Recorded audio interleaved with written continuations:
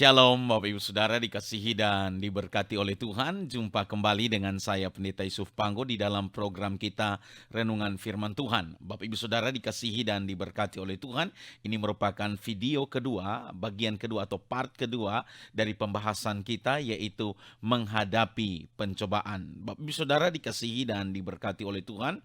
Di dalam video bagian pertama saya sudah jelaskan bersama kepada kita semua, ya, saya sudah jelaskan bahwa pencobaan itu datangnya bukan daripada Tuhan, ya, bukan daripada Allah. Pencobaan itu karena Allah tidak dicobai oleh si jahat dan ia sendiri tidak mencobai siapapun. Di dalam part yang pertama juga kita sudah bahas bersama-sama bahwa pencobaan itu datang yang pertama dari iblis dan yang kedua adalah dari diri kita sendiri. Nah, Bapak Ibu Saudara dikasihi dan diberkati oleh Tuhan, dari kisah Daud, Ayub, Yusuf, kemudian kalau kita lihat Sadrak, Mesak, Abednego, Daniel, berbagai macam cobaan mereka hadapi. Ada dalam hal masalah percabulan atau hal seksual, ada dalam masalah penderitaan, ada yang dimasukkan ke gua singa, ada yang dimasukkan dalam perapian yang menyala-nyala. Berbagai macam pencobaan datang silih berganti. Ada yang hartanya habis seperti Ayub, ada yang mengalami sakit penyakit, ada yang dimana anak-anaknya mati dalam suatu kesempatan, dimana iblis begitu mencobai Ayub sampai pada satu peristiwa anak-anaknya mati bersamaan. Nah, dari sini kita melihat bahwa cobaan itu datang silih berganti, dan selama kita hidup di dunia, kita sebagai orang Kristen, sebagai orang percaya, pasti kita akan sering diperhadapkan dengan yang namanya cobaan. Tapi ketahuilah bahwa kita tidak pernah sendiri ketika pencobaan itu datang, Bapak Ibu Saudara. Nah, kita sudah tahu bersama di dalam video yang pertama bahwa Allah tidak mencobai. Pencobaan itu datang daripada iblis dan pencobaan itu datang dari diri kita sendiri. Nah, pada kesempatan ini kita akan membahas bagaimana respon kita orang Kristen ketika kita dicobai. Bagaimana respon atau tindakan sikap kita ketika kita dicobai. Bapak Ibu Saudara dikasihi dan diberkati oleh Tuhan. Pada saat ini ada 5 hal yang akan saya bagikan bagi kita, bagaimana kita berespon atau bertindak ketika kita dicobai, Bapak Ibu Saudara.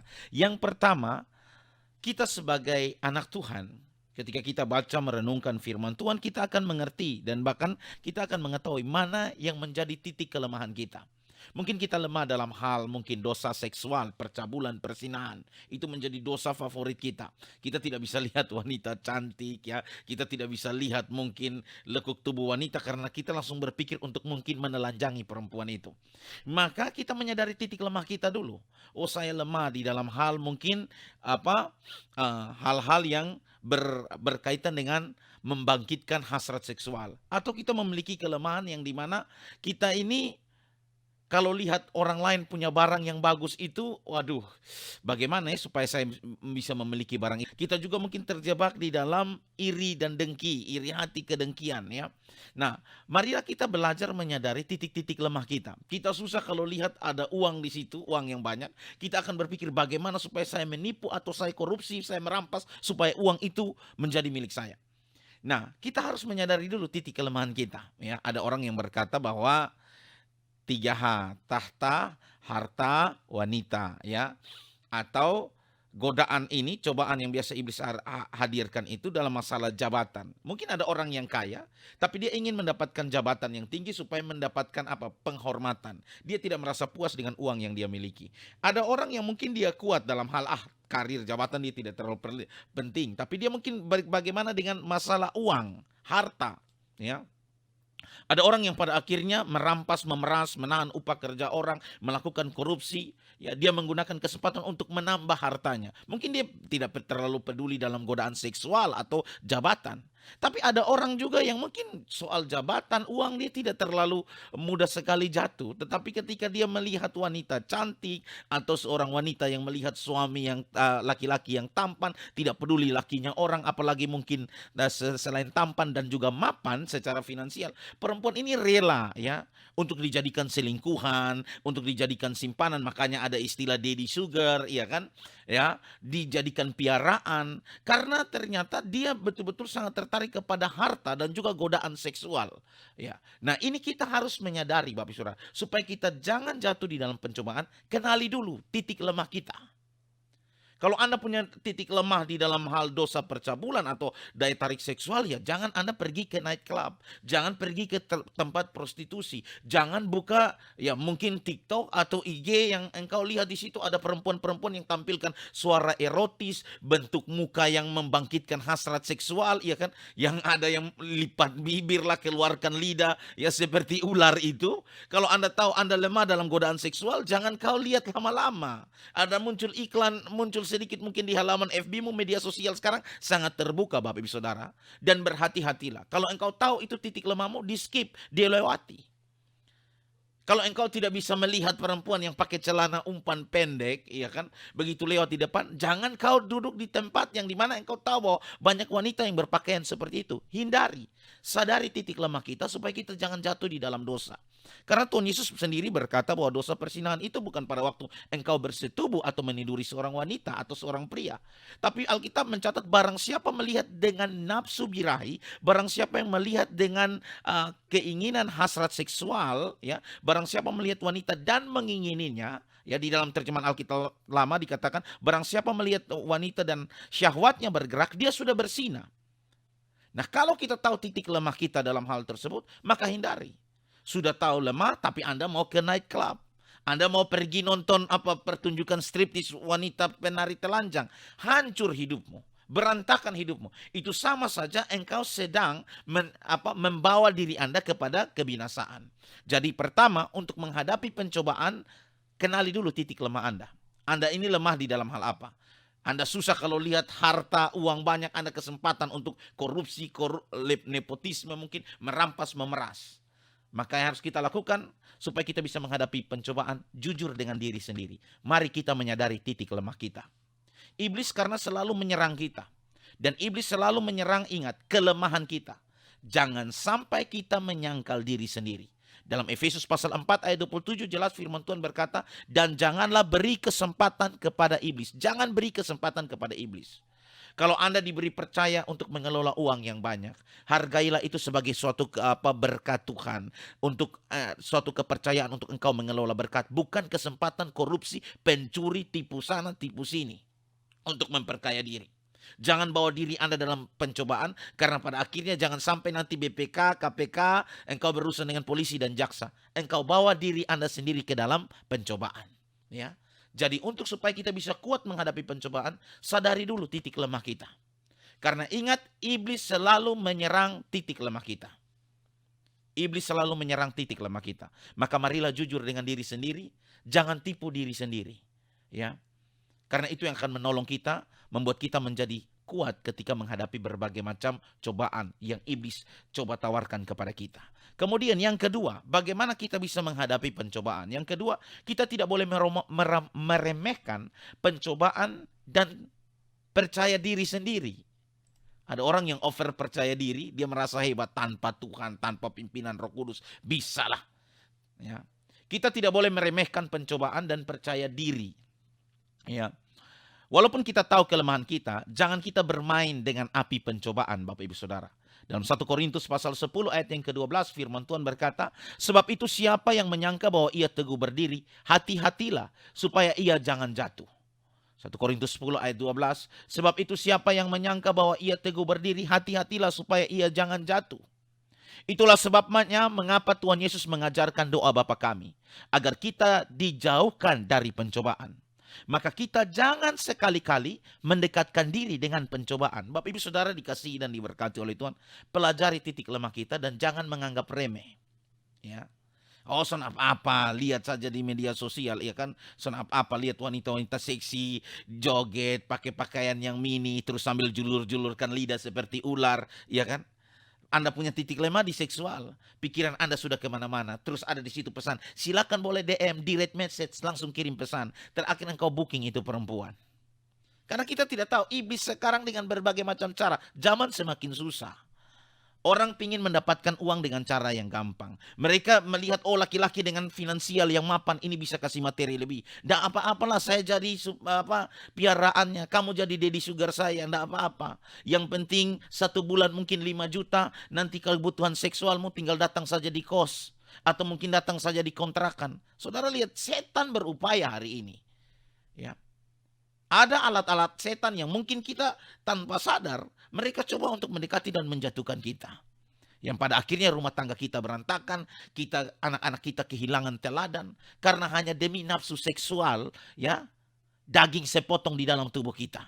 Kita hancurkan seluruh apa yang sudah kita bangun, rumah tangga, usaha, ya, anak-anak kita kehilangan figur mungkin ayah atau ibu karena keinginan seksual yang ada, yang tidak dapat dikendalikan. Akibat apa? Kita meremehkan pencobaan. Biasa kan hanya berjumpa 1-2 kali. Atau mungkin Anda sudah terbiasa diajak oleh orang, engkau terjebak dalam hal masalah mungkin alkohol. Sudah dikatakan sudah 1 kali saja, tambah lagi 2 gelas. 1 kali tambah darah, 2 gelas naik darah, 3 kali tumpah darah, saling baku bunuh. Padahal lagi duduk bersama-sama untuk lingkar minum mungkin. Hindari Bapak Ibu Saudara, jangan anggap remeh dan jangan memberikan kesempatan kepada iblis. Sekali lagi, firman Tuhan bilang 1 Korintus 10 ayat 12. Sebab itu siapa yang menyangka bahwa ia teguh berdiri, hati-hatilah supaya ia jangan jatuh. Hati-hati ketika Anda kuat, tenang ini. Ini mantan pemabok yang sudah bertobat. Hati-hati. Oh, ini mantan pesina nih. Bukan pesina saja. Saya dulu mungkin juga germo, penjual wanita. Tenang saja. Soalnya mungkin jatuh di tempat yang sama. Hati-hati. Jangan meremehkan pencobaan. Tetap bergantung kepada Tuhan. Baca renungkan firman Tuhan. Supaya firman Tuhan itu memperbarui hidup kita dari hari ke hari. Jangan menganggap remeh pencobaan Bapak Ibu Saudara. Ya, tetap bergantung kepada Tuhan. Setelah kita tahu kelemahan kita, jangan lagi kita bermain-main dengan api pencobaan. Supaya kita bisa terlepas. Kalau tidak, kita bisa saja jatuh di dalam dosa yang sama dan mungkin kita akan lebih buruk dari sebelumnya.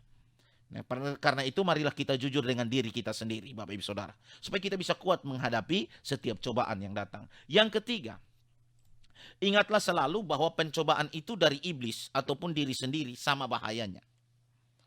Pencobaan itu mau dari iblis dan diri sendiri itu sama bahayanya. Ingat, iblis sangat cerdik sehingga ia cepat membisikkan kata-kata yang menghasut kita. Tujuannya supaya kita berontak dari Tuhan, memberontak kepada Tuhan. Kita pun adalah makhluk yang berdosa. Manusia ini adalah makhluk yang berdosa. Manusia telah jatuh dalam dosa dan hilang kemuliaan Allah. Kita pun adalah makhluk yang berdosa. Kita dapat memainkan rasio dan membuat diri kita tidak merasa bersalah. Sudah apa kan baru minum 1 kali. Sudah nggak apa-apa. Ini kan baru open BO 1 kali di hotel tidur. Nggak apa-apalah. Saudara dengar baik-baik. Manusia kita ini berdosa. Tanpa bergaul karib dengan Tuhan, kita akan menganggap dosa sedikit kok. Kita mulai bedakan. Dosa tetap dosa di hadapan Tuhan. Kan beta baru minum sedikit. Beta kan baru open room sedikit 1 kali dengan ini perempuan. Kan sonde terusan. Dia juga sonde jadi selingkuhan kok. Namanya kan beta butuh hiburan sedikit. Saudara lihat, rasio manusia kita ini selalu membuat kita supaya tidak merasa bersalah dengan dosa yang sudah kita buat. Padahal mungkin kita tipu istri di rumah. Saya lagi sibuk rapat nih, padahal kita lagi tidur dengan sekretaris di hotel. Saya lagi sibuk, lagi kunjung ini, lagi mungkin mau lihat proyek, saya lagi buat pengawasan nih. Padahal kita tidak tahu, mungkin kita tidur dengan perempuan yang sedang disediakan oleh orang atau klien kita yang sediakan di hotel.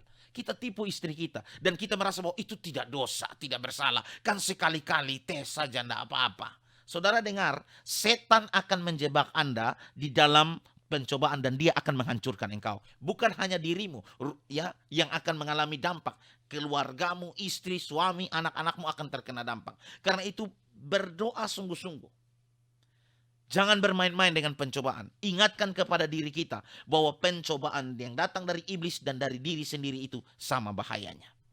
Iblis selalu bermain di pola yang sama, Bapak Saudara. Maka penting setiap hari kita baca renungkan firman Tuhan. Maka penting kenapa Alkitab selalu serius dalam hal kita memilih orang-orang di sekeliling kita. Pergaulan yang baik merusak kebiasaan yang buruk, ya. Sebaliknya pergaulan yang buruk juga merusak kebiasaan yang baik. Kita tahu bersama. Itu kata firman Tuhan. Pergaulan yang buruk merusak kebiasaan yang baik. Tapi kalau kita ada dalam lingkungan pergaulan yang baik, maka kebiasaan-kebiasaan buruk kita akan dikikis dan ditepis. Firman Tuhan bilang barang siapa bergaul dengan orang bijak akan menjadi bijak. Tapi barang siapa bergaul dengan orang bebal akan menjadi malang. Ini menjadi suatu perhatian penting bagi kita, ya, sebagai anak-anak Tuhan. Supaya jangan sampai, ya, ketika kita sudah jatuh dalam pencobaan 1 kali, iblis berupaya untuk sudah apa. Bahkan ketika teman-teman mau berkata, sudah lu dengan dia aman, nanti lu mai tua beta tipu, bekas tahu, saya bilang, lu ada sibuk kok apa kok. Saudara bayangkan, ketika kita ada dalam lingkungan tersebut, sebenarnya kita sedang dijebak oleh iblis. Untuk kita masuk dalam jebakannya, untuk menghancurkan dan membinasakan kita. Pekerjaan iblis itu cuma satu, menghancurkan kita. Upaya iblis itu menjauhkan kita daripada Tuhan dan menghancurkan kita. Salah satunya ketika kita berbuat dosa, ketika kita berbuat suatu pelanggaran, iblis akan taruh di hati kita untuk kita tidak merasa bersalah.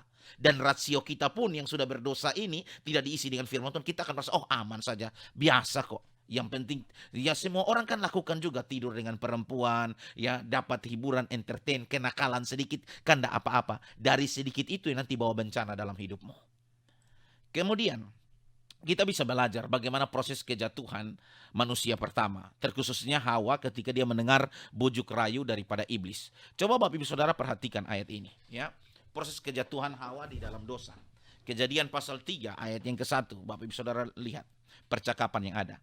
Kejadian pasal 3 ayat 1, adapun ular ialah yang paling cerdik dari segala binatang di darat yang dijadikan oleh Tuhan Allah. Ular itu berkata kepada perempuan itu. Ular mulai mencobai perempuan tersebut. Tentulah Allah berfirman, semua pohon dalam taman ini jangan kamu makan buahnya, bukan? Lalu sahut perempuan itu kepada ular, buah pohon-pohonan dalam taman ini boleh kami makan. Tetapi tentang buah pohon yang ada di tengah-tengah taman, Allah berfirman, jangan kamu makan, ataupun rabah buah itu, nanti kamu mati. Bapak Ibu Saudara perhatikan apa yang dikatakan oleh firman Tuhan. Yang saya kasih warna merah, ya, perhatikan Bapak Ibu Saudara, yang saya kasih warna merah ini, Bapak Ibu Saudara perhatikan, dan saya kasih tebal. Sebenarnya tidak ada di dalam perintah Tuhan atau firman Tuhan di dalam Kejadian pasal yang kedua, ayat yang ke-17, 16 sampai 17. Bapak Ibu Saudara perhatikan ya. Saya bacakan bagi kita dulu. Kejadian pasal 2 ayat 16 sampai ayat yang ke-17. Lihat di sini ayat 16 dan 17, saya bacakan bagi kita. Lalu Tuhan memberi perintah ini kepada manusia. Sekali lagi saya baca bagi kita. Kejadian pasal 2 ayat yang ke-16 dan 17. Lalu Allah memberi perintah ini kepada manusia. Semua pohon dalam taman ini boleh kau makan buahnya dengan bebas. Tetapi pohon pengetahuan tentang yang baik dan yang jahat itu janganlah kau makan buahnya. Sebab pada hari engkau memakannya pastilah engkau mati. Tuhan berkata bahwa pada waktu engkau memakannya pasti mati. Tapi Hawa menambahkan firman Tuhan dengan berkata, ataupun rabah buah itu nanti kamu mati.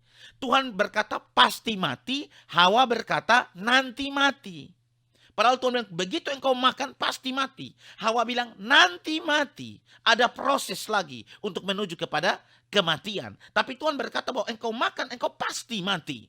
Bapak Ibu Saudara, dari Hawa menambahkan perkataan Tuhan, perintah Tuhan, dan bahkan dia kata pasti dia ganti dengan kata nanti mati. Padahal Tuhan berkata waktu engkau makan pasti mati. Hawa berkata waktu engkau makan dan raba nanti engkau mati. Hal ini membuat iblis akhirnya berupaya terus mencobai. Coba kita lihat. Jadi pencobaan ini kolaborasi sebenarnya. Seseorang itu hidupnya sampai terjebak dalam dosa, jatuh dalam dosa. Sebenarnya bukan ada orang yang hanya lempar tanggung jawab, itu karena setan. Tidak Bapak Saudara, ada bagian kita. Kita buat keputusan kok. Kita buat keputusan, makanya ketika pencobaan datang itu karena karena iblis menawarkan dan diri kita juga menyahut. Orang bilang setan panggil kita jawab. Maka hancur diri kita. Setan menawarkan, kamu posisi bagus nih, ada wewenang, kamu bisa tanda tangan uang miliaran nih. Setan bilang, ini kesempatan kamu memperkaya diri. Anda sambung, Anda bilang, wih betul ya, tinggal tanda tangan uang cair. Saya punya kesempatan untuk memeras, minta orang ya uang. Nah, Anda pakai momen itu, justru Anda membawa diri Anda dalam pencobaan. Begitu KPK tangkap, baru Anda mulai panggil tim doa. Datang ke Tuhan, tolong doakan supaya kalau bisa proses hukum ini, jangan saya lolos dan saya tidak menjalani proses hukuman yang ada. Sudah pencuri, korupsi, sudah ikut setan pemau, baru giliran begitu panggil tim doa, berdoa supaya lepaskan dia dari hukuman. Yang ada kau sadar dan bertobat. Kadang-kadang kita aneh saudara. Waktu berbuat kita seolah-olah kita menganggap bahwa itu setan punya pekerjaan. Tidak ada, kau sadar. Contoh seperti ini. Ular cuma menawarkan kepada Hawa. Hawa menambahkan apa yang menjadi perintah Tuhan. Nah, kalau kita lihat baik-baik, akhirnya lihat. Ular coba menyerang lagi.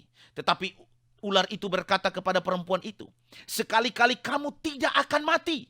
Lihat, ular membalikan firman Tuhan. Tuhan bilang waktu kau makan pasti mati. Hawa bilang nanti kalau waktu engkau makan dan raba nanti mati. Ular balik itu firman Tuhan. Waktu engkau makan sekali-kali kamu tidak akan mati. Ayat 5. Maka orang kalau bodoh tidak mau belajar firman Tuhan, sudah begitu tidak mau pahami firman dengan sungguh-sungguh, jadi bodoh saudara, kita jadi makanan bulan-bulanan setan. Setan tipu firman Tuhan. Balikan firman Tuhan dan akhirnya kita berpikir itu firman Tuhan, padahal itu ucapan setan yang membinasakan kita. Tetapi ular itu berkata kepada perempuan itu, sekali-kali kamu tidak akan mati. Tetapi Allah mengetahui bahwa pada waktu kamu memakannya, matamu akan terbuka dan kamu akan menjadi seperti Allah, tahu tentang baik yang baik dan yang jahat. Hati-hati saudara. Iblis itu kalau promosi itu indah-indah. Tuhan bilang waktu kau makan itu buah pasti mati. Hawa bilang makan dan raba nanti mati. Setan, iblis, dia datang, dia berkata bahwa sekali kamu tidak akan mati. Bahkan dia kasih bonusnya lagi. Kalau kamu makan itu buah, kamu akan menjadi seperti Allah.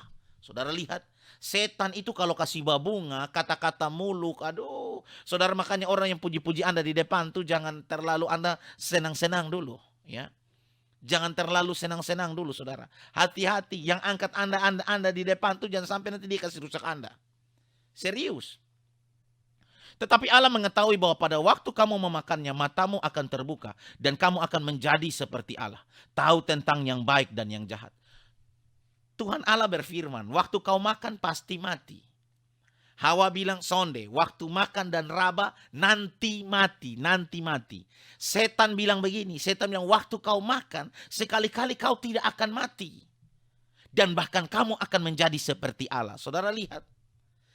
Orang yang tidak paham firman Tuhan dengan sungguh-sungguh, engkau tidak pahami firman Tuhan, engkau akan jadi bulan-bulanannya iblis.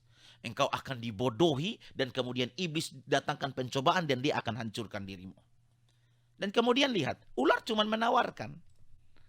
Apa yang terjadi kita tahu bersama. Ya. Di ayat yang ke-6, Kejadian pasal 3. Perhatikan yang saya garis bawahi semua. Perempuan itu melihat pertama bahwa pohon itu baik untuk dimakan dan sedap kelihatannya. Baik untuk dimakan dan sedap kelihatannya. Lagi pula pohon itu menarik hati. 3 hal ini. Perempuan itu lihat. Setelah dia melihat, dia amati pohon ini baik untuk dimakan dan sedap kelihatannya. Nikmat.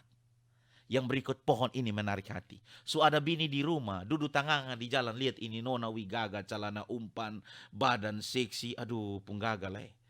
Dan memang ini perempuan dia sedang lagi cari mangsa, dan makanya dia sengaja begitu lewat. Terakhir om susonetan, om mulai sengaja cari foto plat nomor, foto muka, om mulai cari tahu.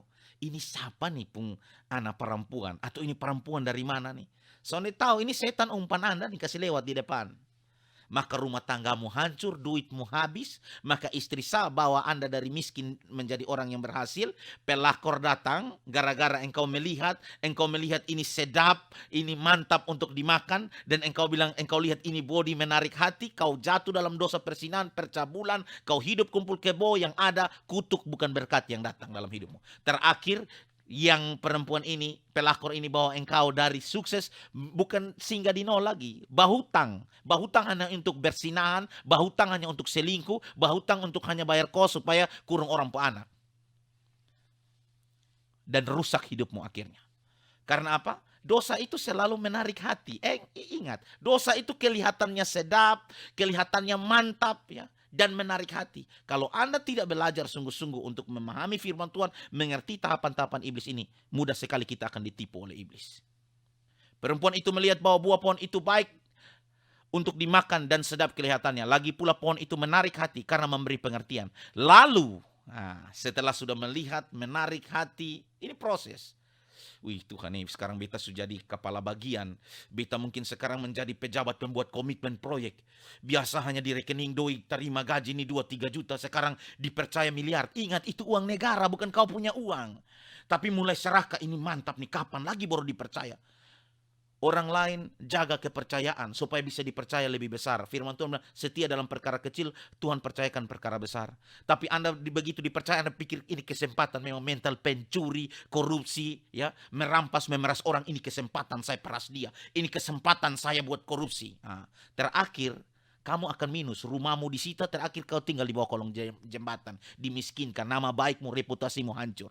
Karena ternyata engkau menjadi orang yang tidak dapat dipercayai. Karena ketika dipercayai, kau lihat uang yang besar, kau lihat ini sedap, ini uang mantap, ini untuk dimakan, ya, diputar sini sana, dan engkau melihat bahwa uang ini menarik hati, kapan lagi? Biasa pegang uang kecil, ini sekarang dipercaya ratusan miliaran. Maka engkau korupsi, engkau melakukan kejahatan di sana, engkau menahan upah kerja orang, engkau memeras. Yang ada justru hal itu membawa Anda ke dalam pencobaan dan merusak dirimu, membuat engkau semakin terpuruk. Maka berhati-hatilah. Demikianlah pekerjaan ular, pekerjaan iblis di dalam menjatuhkan Hawa. Dia hanya menawarkan, berargumen. Ya, firman Tuhan bilang waktu engkau makan buah pasti mati. Hawa bilang waktu aku makan dan raba nanti mati. Dan ular bilang sekali-kali waktu engkau makan engkau tidak akan mati. Dan bahkan engkau bisa sama dengan Allah. Hati-hati Bapak Ibu Saudara. Hidup ini kepercayaan. Apapun yang kita miliki. Jabatan, harta, rumah tangga, keluarga. Itu semua Tuhan titipkan, percayakan kepada kita. Maka selagi masih ada kesempatan yang ada, muliakan Tuhan melalui pekerjaanmu, keluargamu. Ya, berusaha di dalam takut akan Tuhan. Percayalah, kebaikan-kebaikan Tuhan akan mengikuti hidup kita.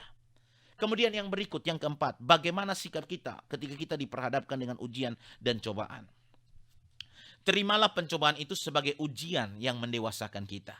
Iblis dengan pencobaan berupaya untuk menghancurkan kita, tetapi kita sebagai orang Kristen percaya bahwa Allah memakai pencobaan yang iblis pakai untuk menyerang kita itu sebagai ujian untuk mendewasakan kita.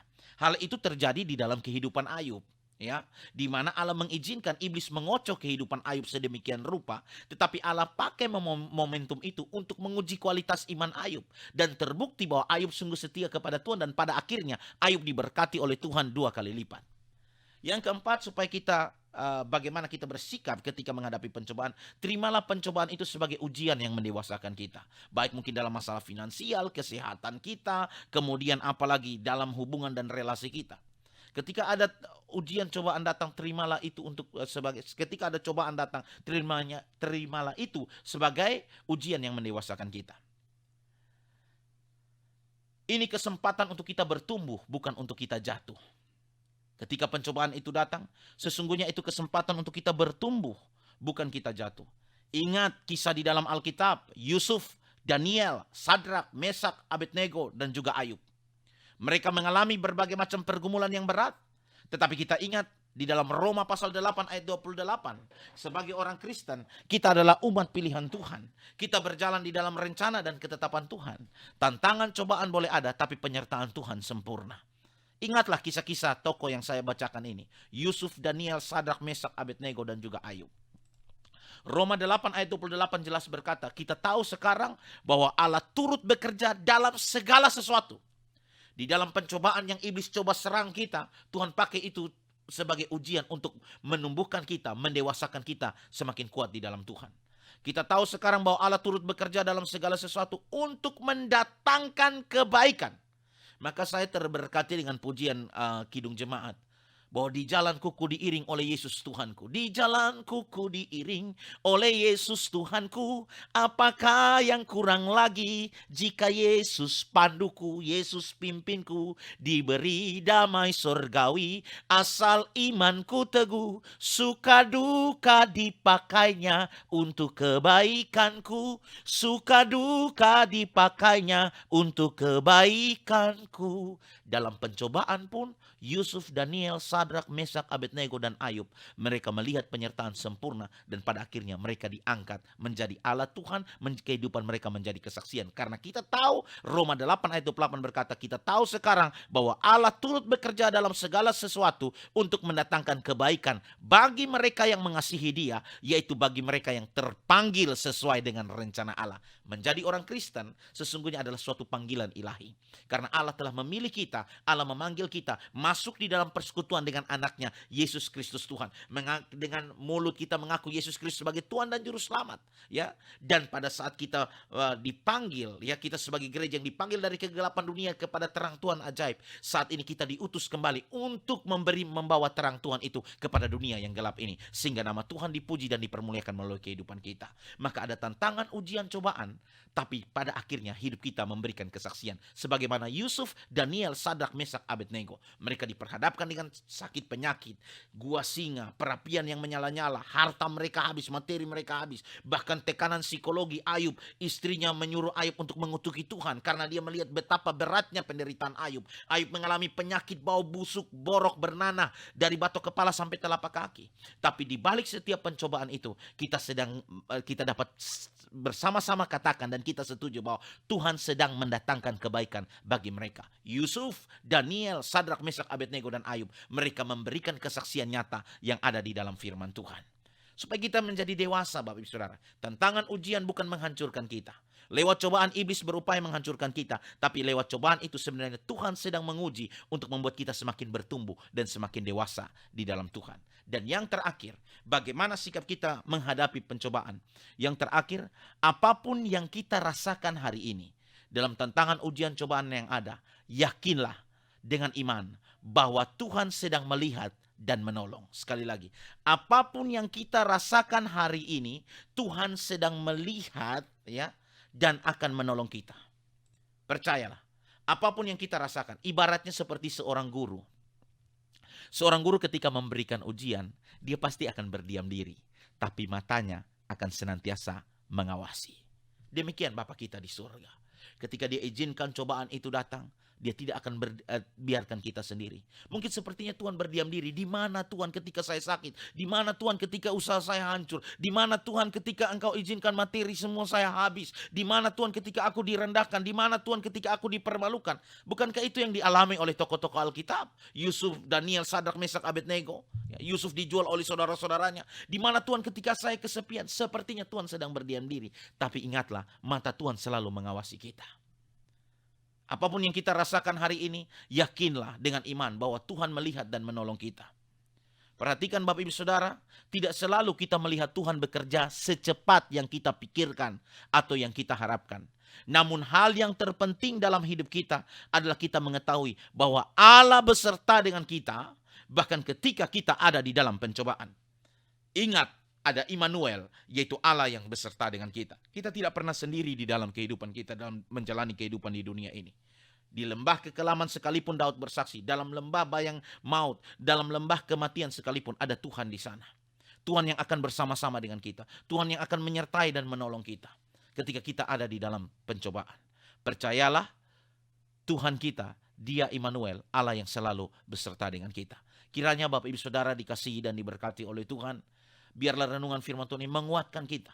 Hari ini pencobaan mungkin menghabiskan energi kita, pikiran kita, air mata kita. Tapi jujur, pikiran kita bisa tenang.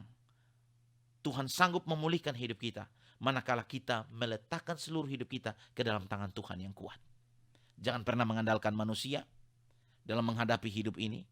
Andalkan Tuhan, letakkanlah seluruh pengharapanmu kepada Tuhan. Karena kita tidak pernah sendiri. Kiranya 5 hal ini boleh memberkati kita semua.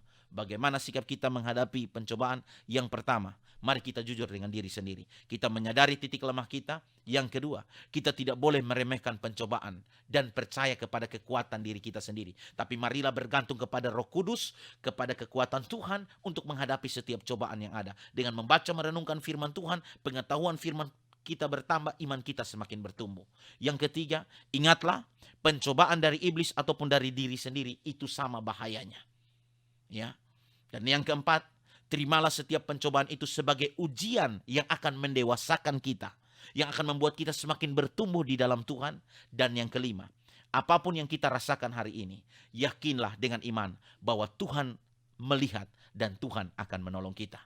Kiranya Bapak Ibu Saudara dikasihi dan diberkati oleh Tuhan. Renungan firman Tuhan ini boleh memberkati kita semua. Dan sekali lagi, teruslah berpengharapan di dalam Tuhan. Kita tidak pernah sendiri. Ada Immanuel, Tuhan yang selalu menyertai kita semua. Tuhan Yesus memberkati kita Bapak Ibu Saudara. Shalom.